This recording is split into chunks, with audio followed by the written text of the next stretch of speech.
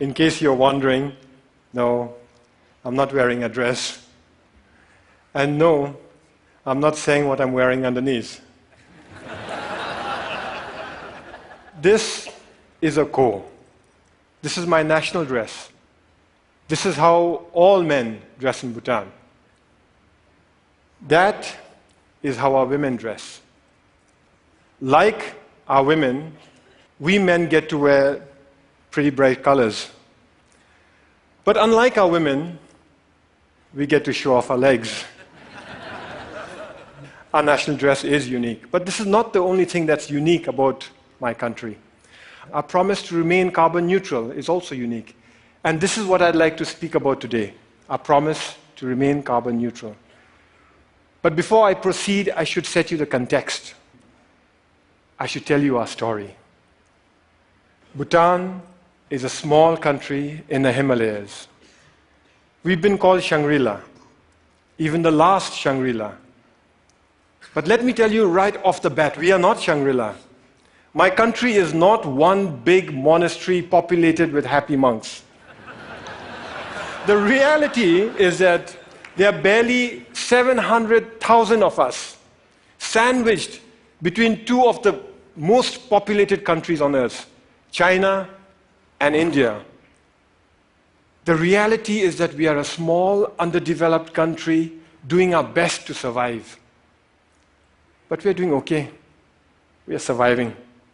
In fact, we are thriving. And the reason we are thriving is because we've been blessed with extraordinary kings. Our enlightened monarchs have worked tirelessly to develop our country, balancing economic growth carefully with social development, environmental sustainability, and cultural preservation, all within a framework of good governance. We call this holistic approach to development gross national happiness, or GNH. Back in the 1970s, our first king famously pronounced that for Bhutan, gross national happiness is more important than gross national product.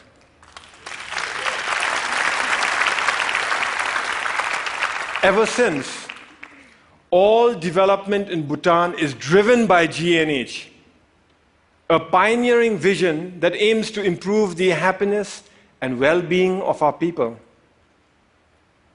But that's easier said than done, especially when you're one of the smallest economies in the world. Our entire GDP is less than $2 billion. I know that some of you here are worth more individually than the entire economy of my country. So our economy is small. But here's where it gets interesting. Education is completely free. All citizens are guaranteed free school education, and those that work hard are given free college education. Healthcare is also completely free. Medical consultation, medical treatment, medicines, they're all provided by the state. We manage this because we use our limited resources very carefully, and because we stay faithful to the core mission of GNH, which is development with values. Our economy is small, and we must strengthen it. Economic growth is important. But that economic growth must not come from undermining our unique culture or our pristine environment. Today, our culture is flourishing. We continue to celebrate our art and architecture, food and festivals, monks and monasteries. And yes, we celebrate our national dress too. This is why I can wear my ko with pride. Here's a fun fact. You're looking at the world's biggest pocket. It starts here, goes round the back, and comes out from inside here. In this pocket, we store all manner of personal goods, from phones and wallets to iPads, office files, and books. But sometimes, sometimes even precious cargo. So our culture is flourishing, but so is our environment. 72% of my country is under forest cover.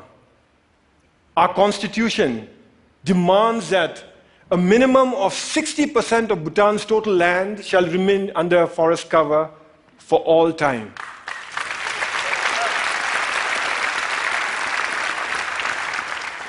Our constitution, this constitution, imposes forest cover on us. Incidentally, our king used this constitution to impose democracy on us. You see, we, the people, didn't want democracy. We didn't ask for it. We didn't demand it. And we certainly didn't fight for it. Instead, our king imposed democracy on us by insisting that he include it in the constitution. But he went further. He included provisions in the constitution that empower the people to impeach their kings, and included provisions in here that require all our kings to retire at the age of 65. Fact is, we already have a king in retirement. Our previous king, the Great Fourth, retired 10 years ago at the peak of his popularity. He was all of 51 years at that time. So as I was saying, 72% of our country is under forest cover. And all that forest is pristine. That's why we are one of the few remaining global biodiversity hotspots in the world. And that's why we are a carbon neutral country. In a world that is threatened with climate change, we are a carbon neutral country. Turns out it's a big deal. Of the 200 odd countries in the world today, it looks like we are the only one that's carbon neutral. Actually, that's not quite accurate. Bhutan is not carbon neutral. Bhutan is carbon negative. Our entire country generates 2.2 million tons of carbon dioxide. But our forests, they sequester more than 3 times that amount. So we are a net carbon sink for more than 4 million tons of carbon dioxide each year. But that's not all. We export most of the renewable electricity we generate from our fast-flowing rivers. So today, the clean energy that we export offsets about 6 million tons of carbon dioxide in our neighborhood. By 2020, we'll be exporting enough electricity to offset 17 million tons of carbon dioxide. And if we were to harness even half our hydropower potential, and that's exactly what we're working at, the clean, green energy that we export would offset something like 50 million tons of carbon dioxide a year. That is more CO2 than what the entire city of New York generates in 1 year. So inside our country, we are a net carbon sink. Outside, we are offsetting carbon. And this is important stuff. You see, the world is getting warmer. And climate change is a reality. Climate change is affecting my country. Our glaciers are melting, causing flash floods and landslides, which in turn are causing disaster and widespread destruction in our country. I was at that lake recently. It's stunning. That's how it looked 10 years ago. And that's how it looked 20 years ago. Just 20 years ago, that lake didn't exist. It was a solid glacier. A few years ago, a similar lake breached its dams and wreaked havoc in the valleys below. That destruction was caused by one glacial lake. We have 2,700 of them to contend with.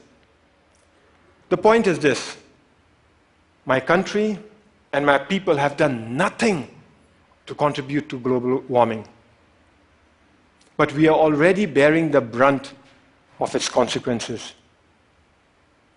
And for a small, poor country, one that is landlocked and mountainous, it is very difficult. But we are not going to sit on our hands doing nothing. We will fight climate change. That's why we have promised to remain carbon neutral. We first made this promise in 2009 during COP15 in Copenhagen. But nobody noticed.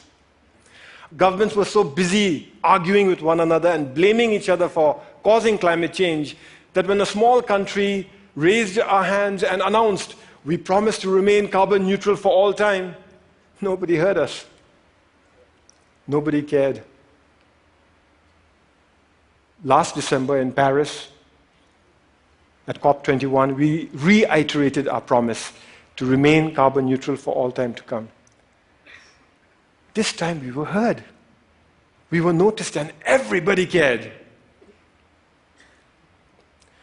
What was different in Paris was that governments came around together to accept the realities of climate change and were willing to come together and act together and work together.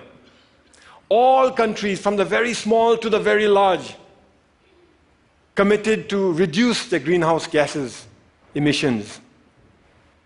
The UN Framework Convention for Climate Change says that if these so-called intended commitments are kept, we'd be closer to containing global warming by 2 degrees Celsius.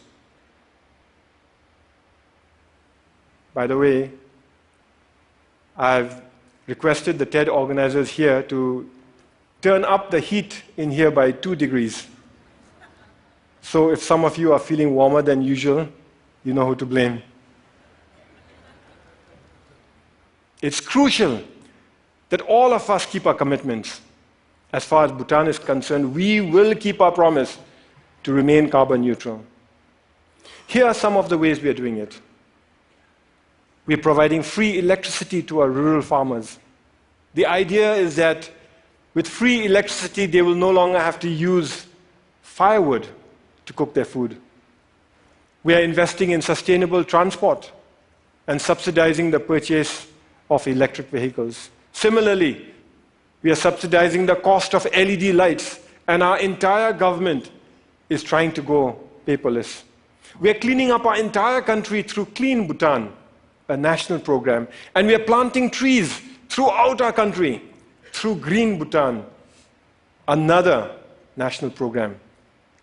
But it is our protected areas that are at the core of our carbon neutral strategy. Our protected areas are our carbon sink. They are our lungs. Today, more than half our country is protected as national parks, nature reserves, and wildlife sanctuaries. But the beauty is that we've connected them all with one another through a network of biological corridors. Now, what this means is that our animals are free to roam throughout our country. Take this tiger, for example. It was spotted at 250 meters above sea level in the hot subtropical jungles. 2 years later, that same tiger was spotted near 4,000 meters in our cold alpine mountains. Isn't that awesome?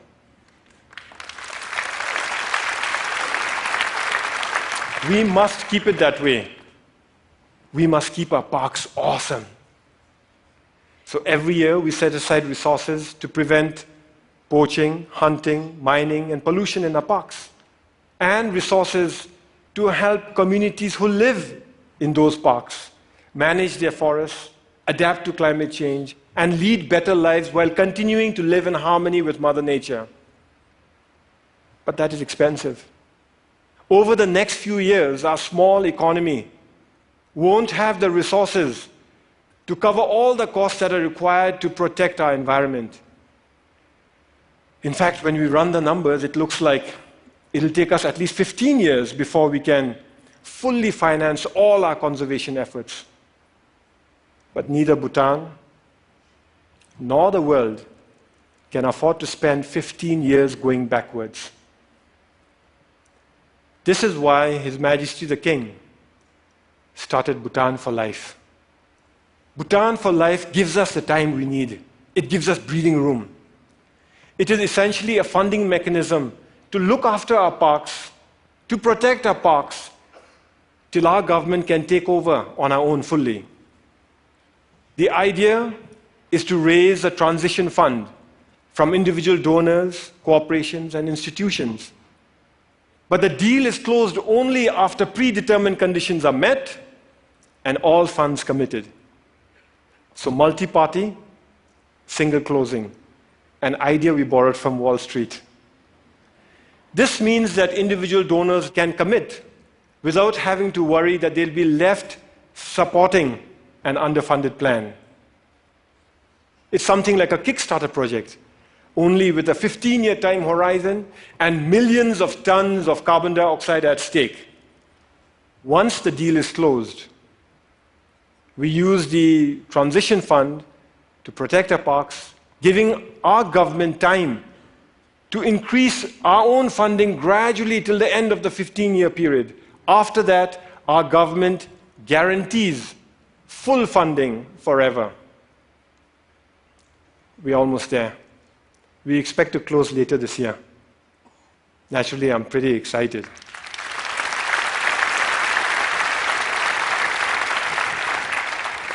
The World Wildlife Fund is our principal partner in this journey.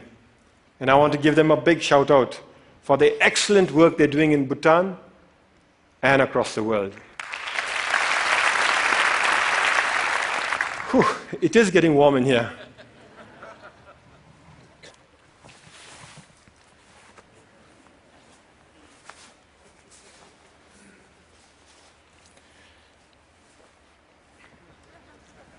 I thank you for listening to our story.